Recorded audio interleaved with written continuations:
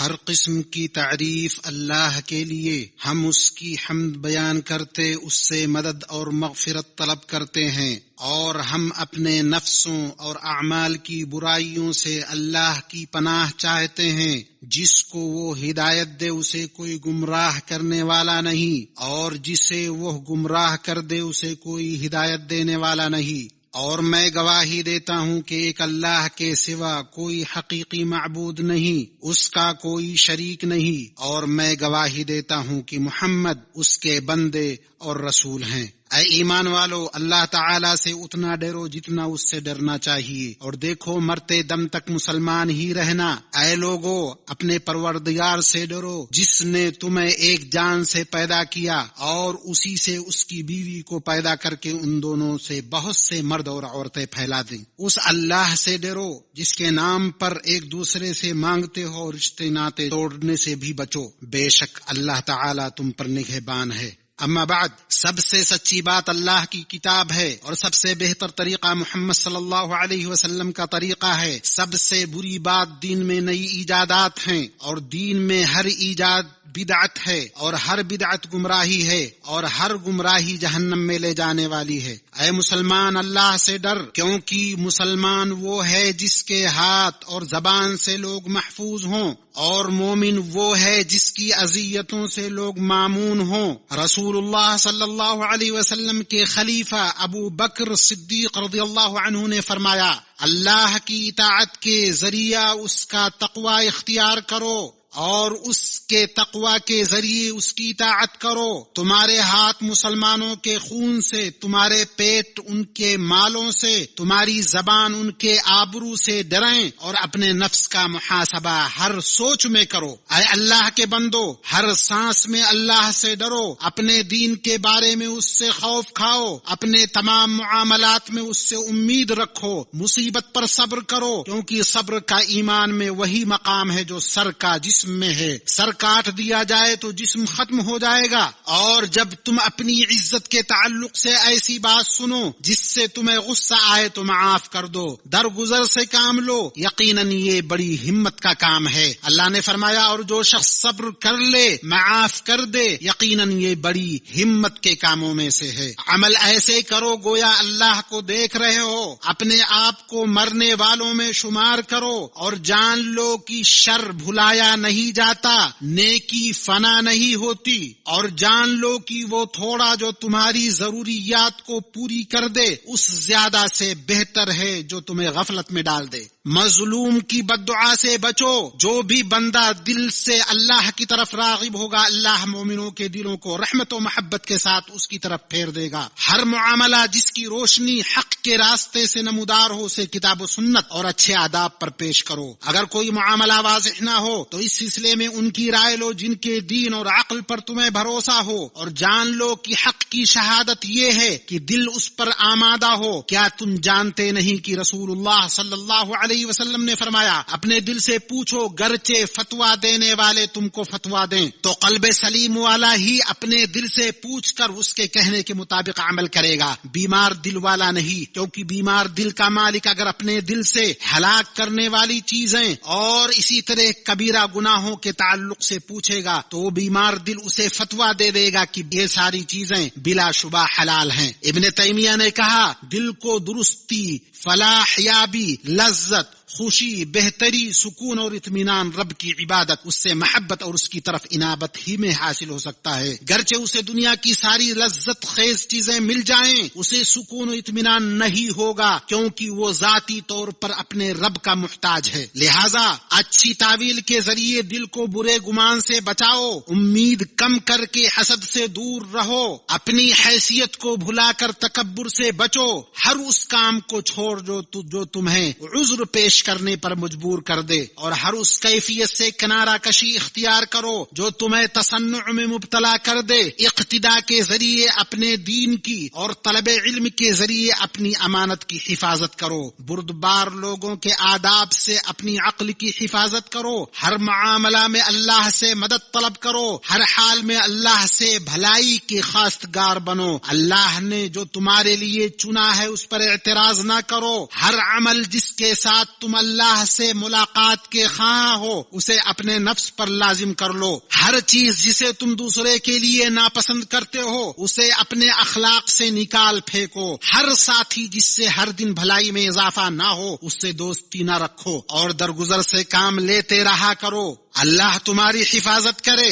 علم کو مضبوط کر کے جوارح کو قابو میں رکھو. تم سے اللہ کی قربت کتنی ہے اس کی معرفت سے اپنے فکر و خیال کا اہتمام کرو. اس کے سامنے پناہ طلب کرنے والے بندہ کی طرح کھڑے ہو جاؤ, اسے مہربان اور رحیم پاؤ گے. رسول اللہ صلی اللہ علیہ وسلم نے فرمایا, جسے جاننے کی خواہش ہو کہ اس کا رتبہ اللہ کے یہاں کیا ہے تو وہ دیکھے کہ اللہ کا مرتبہ اس کے نزدیک کیسا ہے, کیونکہ اللہ بندے کو اسی مرتبہ میں رکھتا ہے جس مرتبہ میں بندے نے اسے رکھا ہے. اللہ تم پر رحم کرے. جان لو جو اللہ کو ترجیح دے گا اللہ بھی اسے ترجیح دے گا. جو اس کی اطاعت کرے گا اللہ اس سے محبت کرے گا. جس کسی چیز کو اس کی رضا کے لیے چھوڑ دے گا اسے اس کے سبب عذاب نہیں دے گا. اے اللہ کے بندے, ایسا ہوگا تو تمہیں اس چیز کی کمی کی تکلیف نہیں ہوگی جسے اللہ کے لیے تم نے چھوڑی ہے. میرے مسلمان بھائی, جان لو کہ اللہ کی کتاب کا نزول ہی اسی لیے ہوا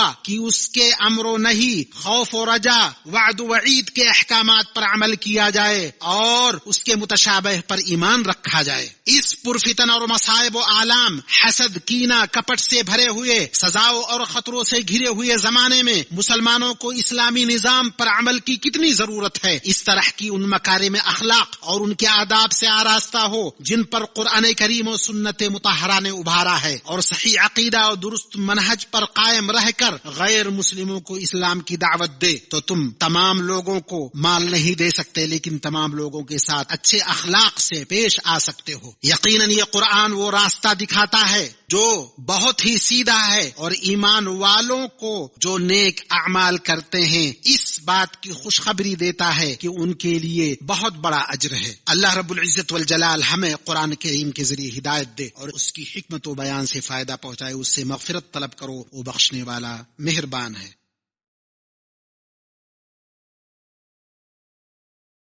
ہر قسم کی تعریف اللہ کے لیے. زمین و آسمان کی ساری چیزیں اسی کی ہیں, اسی کے لیے دنیا و آخرت میں حمد ہے. وہ حکیم و باخبر ہے. میں بھرپور انعام و اکرام, نوازش اور بے شمار احسان پر اللہ کی تعریف کرتا ہوں. میں گواہی دیتا ہوں کہ ایک اللہ کے سوا کوئی حقیقی معبود نہیں, اس کا کوئی شریک نہیں, اس کی کوئی اولاد نہ ہی مددگار ہے. اور میں گواہی دیتا ہوں کہ محمد اس کے بندے اور رسول, روشن چراغ, خوشخبری دینے والے اور ڈرانے والے ہیں. اے اللہ درود و سلام بھیج اپنے بندے اور رسول محمد پر, ان کے آل و اصحاب پر, اور جو اللہ کی طرف سے ان کے راستے پر چلیں, اور بہت زیادہ سلامتی. اما بعد, اے مسلمانوں, اللہ کے بندو, اللہ کا تقوی اختیار کرو. یقیناً اس کا تقوی سب سے نفع بخش وسیلہ اور ذخیرہ ہے. ان کی طرح نہ ہو جاؤ جنہوں نے اللہ کی نعمت کے بدلے کفر کیا اور قیامت, حشر و نشر کی طرف انہوں نے کوئی توجہ نہ دی. اور اللہ سے ڈرو کیونکہ وہ تم سے آگاہ ہے, تمہیں دیکھ رہا ہے, تمہارے حرکات و سکنات کو جان رہا ہے, آنکھوں کی خیانت اور سینوں میں پوشیدہ رازوں سے باخبر ہے. اپنا محاسبہ کرو جب تک محاسبہ اور عمل کے گھر دنیا میں ہو, قبل اس کے کی بدلہ ملنے اور امید ختم ہونے کے گھر یعنی آخرت میں تمہارا محاسبہ ہو. اپنے رب سے ملاقات کی تیاری کرو. اپنی قبروں اور حشر و نشر کے لیے تقوی اور نیکی کا توشہ لے لو. اللہ کے بندو,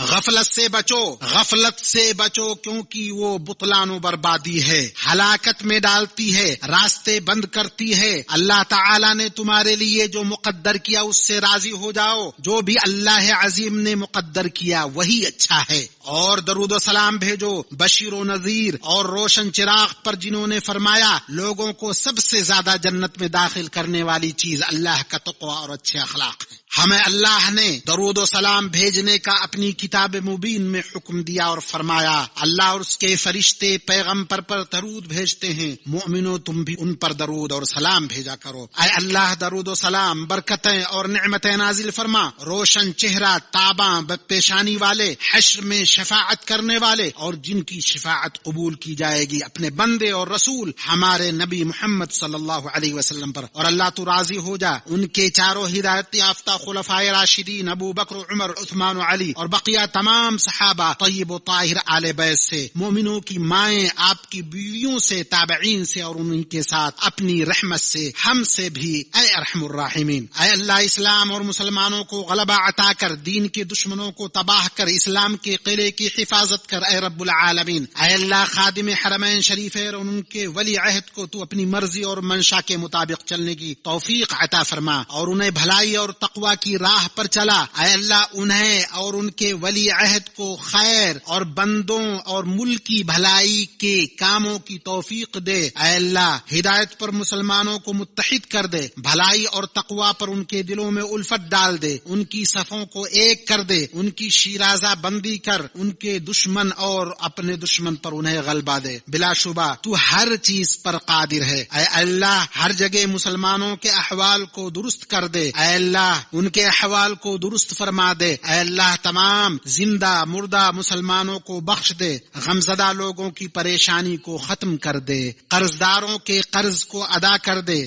ہمارے اور مسلمانوں کے مریضوں کو شفا دے دے۔ اے اللہ، دعا قبول کرنے والا مومن مرد و عورت اور مسلمان مرد و عورت، ان میں جو زندہ ہیں یا فوت شدہ ہیں، ان کو بخش دے، تو دعا کو سننے والا اور قبول کرنے والا ہے۔ اے اللہ، مسلمانوں کے ساتھ جو برا چاہے اسے اسی کی نفس میں الجھا دے۔ اللہ کے بندو، اللہ عدل و احسان اور صلہ رحمی کا حکم دیتا ہے تو بدی، بے حیائی اور ظلم و زیادتی سے وہ منع کرتا ہے، تمہیں نصیحت کرتا ہے تاکہ تم سبق لو۔ اللہ عظیم جلیل کو یاد کرو، اللہ تمہیں یاد کرے گا۔ اس کی نعمتوں اور نوازشوں پر شکر ادا کرو، اللہ تمہیں زیادہ دے گا، اور اللہ بہتر جانتا ہے جو تم کرتے ہو۔